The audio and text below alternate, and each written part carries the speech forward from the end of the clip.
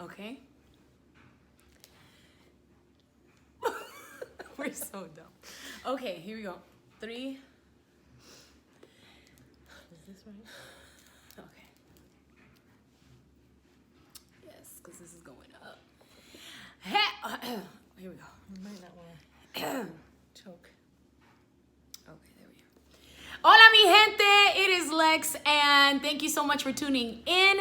I hope you appreciated Preacher Girl. Yes, you know, your girl's trying to get everybody up in there.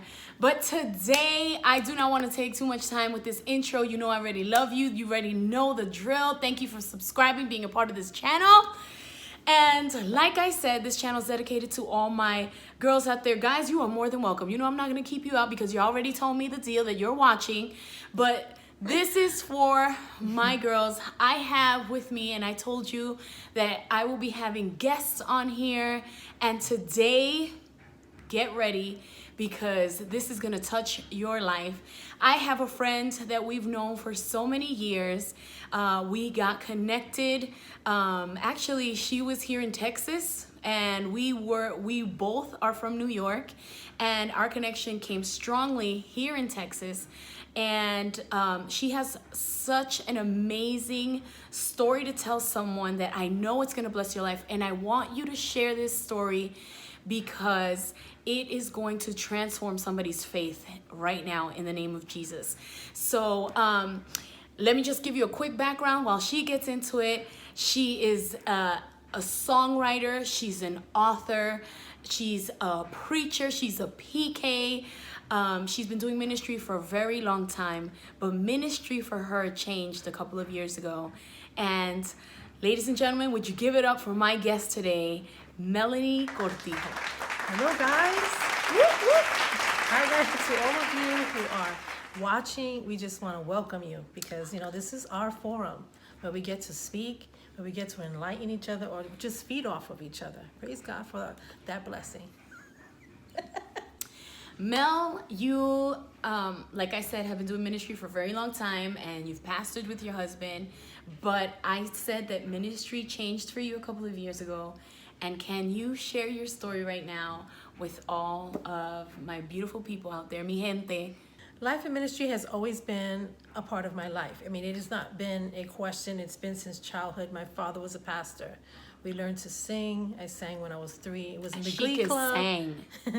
I was in the actual Glee Club. You guys don't know about Glee Club. Y'all don't know about that, but we really did have Glee Club. Oh, so that's not just a show? No, it really was.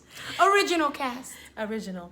From, you know, elementary school all the way up, and went to art school, music school, and, you know, ministry was just, I thought about just singing, worshiping, being able to participate in different choirs and music ministry. My sister's called Born Twice, where we, you know, were for many years singing, traveled the tri-state area, different places all over the world, you know, ministering in song. And then I got married, pastored for many years, for over 13 years. And it has always been, you know, a blessing. But pastoring for me has always been a challenge. I mean, it hasn't been something that I guess I wanted to say, hey, me, choose me. You know, I think there are people who really are excited about that. And I'm not saying I wasn't excited, but God had to really, you know, work me, you know. So He will work you, all right. He worked me. So, you know, as I've gone through the ministry, you know, just one of the things that I've always wanted to develop within ministry, and I think that's a powerful thing for anybody who is a pastor, feel like they have a calling for pastor missions, anything, you know, it's not about you. It's about the ministry. It's about the call, and it's about the community, not only the church, but the community that you're in. And so we were in a community where there was a lot of need for healing, inner healing, actual people who had terminal illnesses, all kinds of things. And, you know, I followed the leading of the Lord and just wanted to come alongside those people until, you know, things changed for our family when my father got very ill, and he was very, very ill for many years, 16 years with renal failure. And kind of like wondered what was going on. There was a test there for me, because I was like, okay, Lord, well, sometimes we believe that we do 1, 2, and then 3 automatically happens. It just, you think that everything you do is supposed to add up. And so if it doesn't add up, then you have a question. And then that question kind of stays in your mind like, okay, what's going on? Things just didn't seem to calculate as I thought, in my faith walk was being challenged. And I think that's the biggest our faith thing. Could be challenged? Definitely. And, it's That's a new one. And whatever challenge you've actually conquered, expect another one, because that's what faith does. Faith is something we're supposed to grow in. And what do you know? You thought you just arrived. Every time you get there, you think you arrived, but you know what? God has something else that he wants to teach you each time. So 2017, after a long process of going through lots of screening, I was diagnosed with breast cancer. It had been in an accelerated stage. It was at stage 3.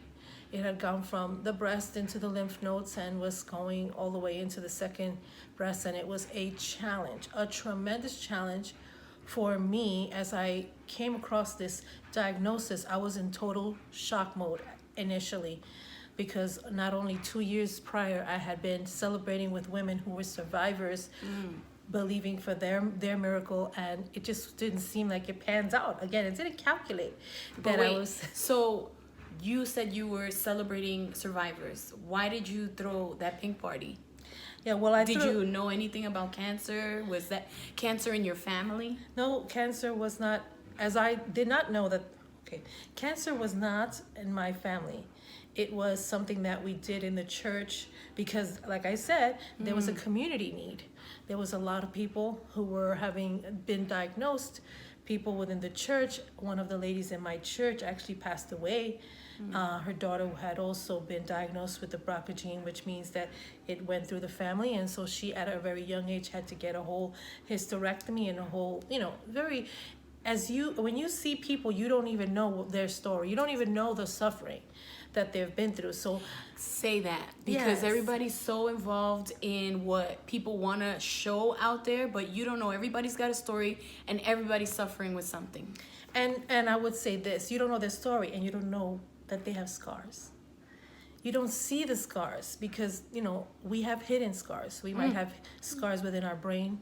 We might have scars from trauma. We have scars within our spirits, our hearts. We have soul scars many times. Ooh. And all those things are things that God wants to heal. He wants to go deeper. And so in our lives, when things don't seem to pan out, and there seems to be a cycle of something, there's something that God wants to do that goes deeper, but we don't always know it. And sometimes the testing of our faith, which is what the Bible teaches us, actually is what God uses to be able to go deeper, the refining of our spirit, our hearts. And all this thing was, all these things were things that I thought I knew, but now I was being tested within my whole being. And so, so we get to the cancer. Yes, I was diagnosed with cancer, and it was the day after my birthday. So I believe it was because I have to have a good memory to remember when it was. Wow. But I will say that it didn't seem like it was fair, but I decided that if I had declared prior, in those years prior with those women, that God is greater than cancer, then now I was going to have to live it out. Ooh, she's preaching. Yes, I was not going to be able to say it in passing on behalf of another and not believe it for myself. I'm done with this video, excuse me. Wow, Mel, your story isn't for you. Listen to me. Your story isn't for you. Go ahead. One of the things I decided that I was going to do is to try to keep my mind focused on what I know about my God, even though I don't know why things happen, because that's the thing about our trial. It always brings us through something that I said in my book, which is the why road. And the why road is a very windy road. And the further you go into it, the further down sometimes in a spiral you go into it. And the less you truly can walk in faith, because now faith is not being tried, and you're not feeding your faith with truth, you're feeding it with the whys And the whys, like I said, will bring you back down to a spiral and maybe a miry pit that you can't get out of. So there's like multifaceted issues when it comes to people and cancer and all that. There's the taboos of everybody thinking that it's just because you have issues and you need to forgive. And maybe there are things that people need to forgive, but there are a lot of people who have cancer, children who have cancer. There are people who are full of hate, anger, bitterness, who are in jail and they don't have cancer. There are people who are murderers and they don't have cancer. So why things happen, we don't always know the reason, but we do know that our God is still a healer, and that's what we can declare through our process, whether you're going through cancer or whatever. That is a big word here. Yes. On this channel. She said process. Yes. Process is something that we need to embrace. Can we say that together? Process is something that we need to embrace. We just want to pray it away many times. We want to say, God, why is this happening to me? You don't love me. But maybe God wants to do something deeper. So if you allow God in your trial to visit you, to speak to you, to encourage you, to grow you. Let's say that again. To grow you. Okay. Not grow others, Grow you. Exactly. You determine to grow in it, you will see God. You will see God. And I really attested my experiences of chemo where I lost my hair. And I wasn't there for that.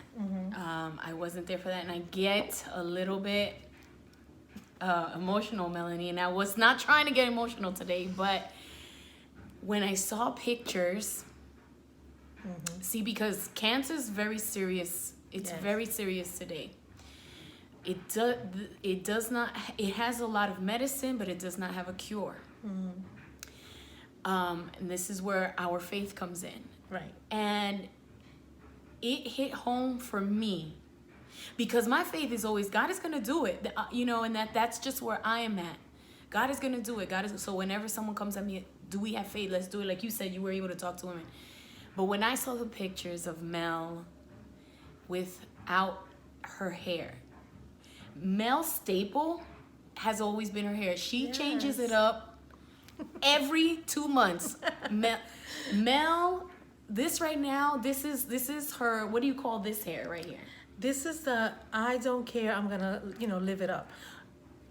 This is her live up hair. Yeah, I'm gonna live it up. She'll dye it, and she's crazy with it. She don't care. So that, see, for those of us that are her friends, know that that's Mel's thing. I don't know what my thing is. What do I have a thing? Her eyelashes. Her eyelashes are her thing. Her makeup. We all have a thing. But you know what? What I learned is that I could still have that thing, but I need to know that that thing does not.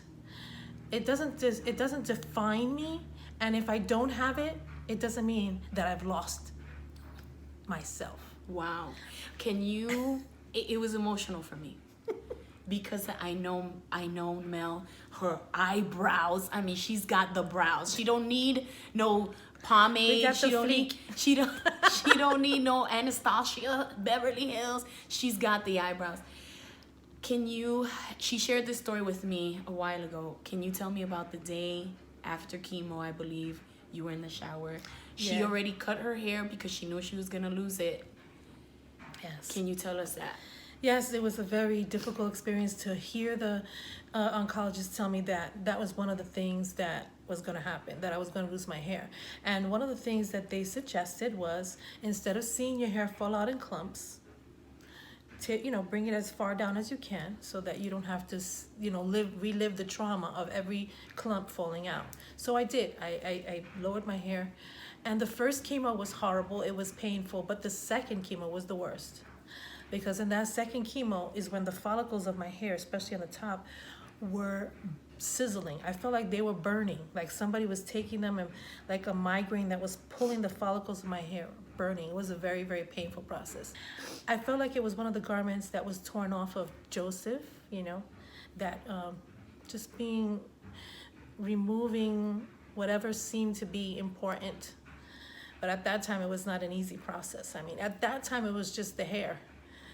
But when it got to the part where I had to go into the actual surgery to have the mastectomy, it was even worse. So mastectomy meaning? Mastectomy meaning that I had to lose both of my breasts to be able to remove the tumors, to be able to remove and make sure that it would not return. I had to have a double mastectomy, a bilateral mastectomy. And it was extremely, extremely heart-wrenching. That's why I tell you that you see people, but you don't know their scars. And it is a painful process. The night I came back from my surgery and was released to be home, that whole night I cried and sobbed all night. And I would fall asleep and I would wake up whimpering again, and here's my husband, all he could do was hold my hand. It was a very, very hard process.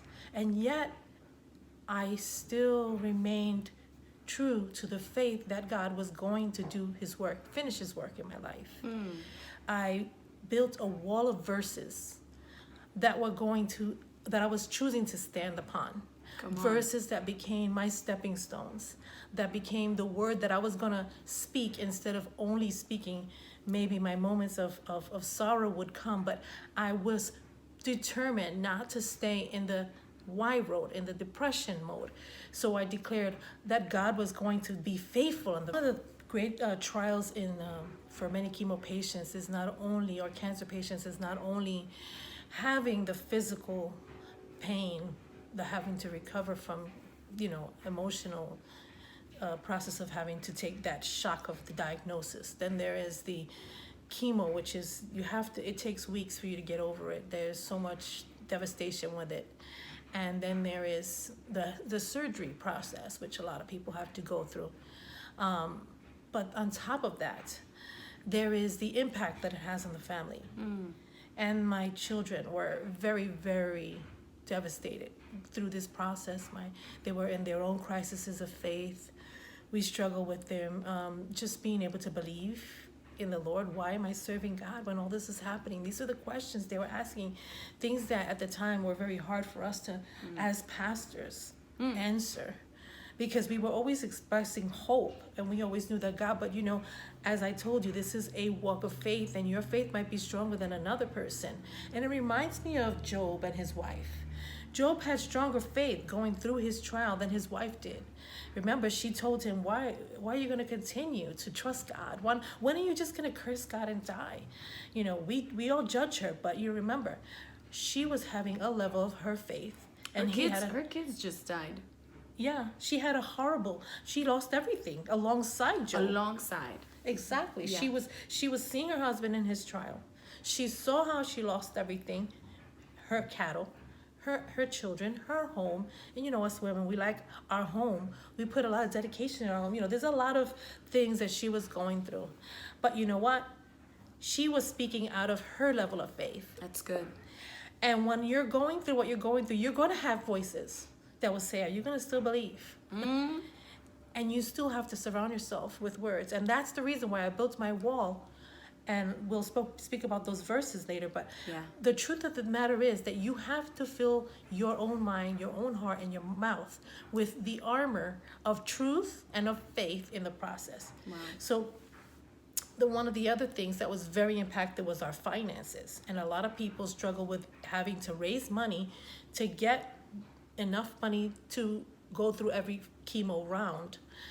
I thank God for the blessing that we had to be able to qualify for insurance. And we were able to, my husband was also working tirelessly to get insurance as well. So he worked, but he was also with me in all of my treatments. So it wasn't an abundance. It was a very hard financial time. Through that process, I was able to get reconstruction, which was, a blessing. I thank God for the people who have pioneered, like Angelina Jolie, who made it her mission. Wow. Going through this to make her mark. And I think that each one of us going through it needs to make a mark. And she did great, make a mark. And it was because of what she lobbied for, that women that have had some type of breast cancer and have had to have a double mastectomy are now the insurance is able to cover the reconstruction surgery. Right, they're required to, many of them. Whereas many times they would say, they don't feel like you're needed. It was considered cosmetic. Cosmetic, exactly. But I realized this is my first time saying all this, so you ladies are getting privy to a lot of stuff that I was, only on this channel. keeping, not because I didn't want to share it, but I feel like it's, for the right time. Amen. One of the things I noticed prior to having my reconstruction is that my spine was very impacted by the lack of having the weight that it normally carries. So I was becoming hunched over. Wow. So it is not cosmetic. It is definitely necessary for a woman, emotionally, physically, to be able to have that reconstruction. It's a powerful blessing in the physical, but it is even even more us who believe in the Lord, how great the reconstruction that God is able to do within our soul as we go through process that we are going through. So the process wasn't made to break you. Yes. We choose to grow through it, and then it makes you greater. Wow. That's so good. Right. Because we do have a choice. It can make you or break you. Yes. You determine whether it's going to be a cycle. It's your choice. Exactly. It is your choice. And actually, that's something that this week in our Vida group, if y'all are in the Texas area where I'm at, you want to get plugged in. But we shared that. You determine how long you stay where you're at. Yes. You don't determine the circumstance. She didn't elect, hey, pick me for cancer. Right. But wow, how you, before the cancer, you were already there to have faith for the women in your community, and God used that enough to have faith for you in your personal walk. And I do want to say this, okay? There isn't an absence of fear when you're going through it. That's good. It's actually a daily, sometimes it's a moment by moment choice for faith. And I will say this because I want to make sure that I say this. There are people who pass away, and I don't want you to think that their journey is a journey of a failure. No, there's something that I really take close to my heart. Pastor Lois Evans just recently passed away, and I was following their journey. The Evans family have always been a tremendous blessing in my life, but they lived such a beautiful life before the eyes of everyone, and it's very hard when you believe for something and it doesn't happen as you expected it. Yes. But watching the services, the funeral services, I heard her son Anthony say something that was so powerful in his message. He said he was, contending with the Lord about why, if everybody was praying for her healing, he did not heal her. And God said to him, I answered you. Because whether it's on this side of heaven or that side of heaven, the answer is yes, and the answer is yes. I can't. So you will be healed, whether you're healed here or whether you're healed over there. So if God chooses to keep you, in my case, he kept me here, I believe 100% that he gives us the power to be able to grow through things, but also the word, the gifting, the thing that he has blessed us with, we pay it forward. So I would be amiss if I didn't tell you how God has removed this evil, this pain, this sorrow from my heart, and lifted me out of a miry pit and put me on a rock where I can say, yes, God is still greater than cancer. And whether it's on this side of heaven or that side, you have a loved one who passed away, God is still a healer. That person is reigning in heaven, celebrating life. So don't look at it as something that God has forgotten, and it's not fair that someone has that healing in others. We don't know why the sovereign God does the things that he does the way he does. Yeah. The other thing that Anthony Evans said that was powerful was that he felt God say to him, you don't have the right to choose which way determine. You don't have the right to determine which way I choose to heal. You don't get to shake your fist at God and say, an entitlement. I deserve it. You're supposed to do this. It says in his word that he is a healer. Mm-hmm. He doesn't stop being a healer because of my situation. Wow. So he will do it as he chooses to do it, but I will choose to grow through it. And that's what I feel like I want you to take from this. If you're going to hear something about process, you need to choose to believe that you can grow in it, and that God can cause many to be blessed by your testimony because you got through it. All right? And that's what I feel is a powerful message through it all, whether it's a cancer, whether you're in a hurricane, you're in the process of these turmoil that are happening in Puerto Rico, whether you've been displaced, whether you've gone through a terrible divorce and your life is flipped upside down. I don't know. but you can grow through it. Come on. Grow 2020. That's the deal. Well, we're going to wrap this up really quickly. But before we do, there is something that I want each of you to pick up for yourself and pick up for someone else, and that is Mel's book. It is Overcomer. You need to read this book. It's going to bless your life. I was blessed with a copy, and I've been meaning to just say thank you. It's in Spanish as well. So for all my Latinas out there, para sus madres, para sus tías, para usted misma, aquí está. I'm going to put the link down below. Bless your life. This is written by my girl Mel. And in here, she also has pictures of her process. Yes. That was... Okay, that was insane. Yes. So good. And I hope that you were blessed by this. So we're going to close this way. Mel is going to say a declaration. She's going to give you those verses, and then you're going to sing a little song. That's how we're going to close this up today. Okay. She didn't know that. Because, we like to impromptu. Oh, okay. Okay? But I love you guys. Please subscribe. Send somebody this link. You need to send somebody this link. Somebody needs to hear faith today, hope today, that the process is going to be all right. Someone needs to hear this. Send this out. Thumbs up this. Comment down below. Leave messages for my girl Mel, Yes. who is a overcomer. Yes. Not survivor. No. Overcomer. And can you tell them how long you've been overcoming? Well, I have been cancer-free. It's going to be 2 years. Come on. It was declared cancer-free in 2017. It is 2 years, sorry. It's going to be 3 years. 3 years. 3 years. Come on, somebody. Yes. So, love you guys. Love you guys. Love you guys. Thank you so much for being part of this journey. Enjoy the journey. And don't forget, this is my time. My time.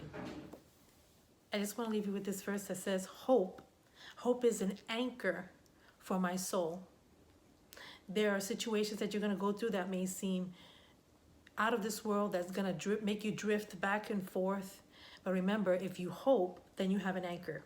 An anchor is able to hold a big ship. Doesn't matter how big the boat is. It holds that ship in place.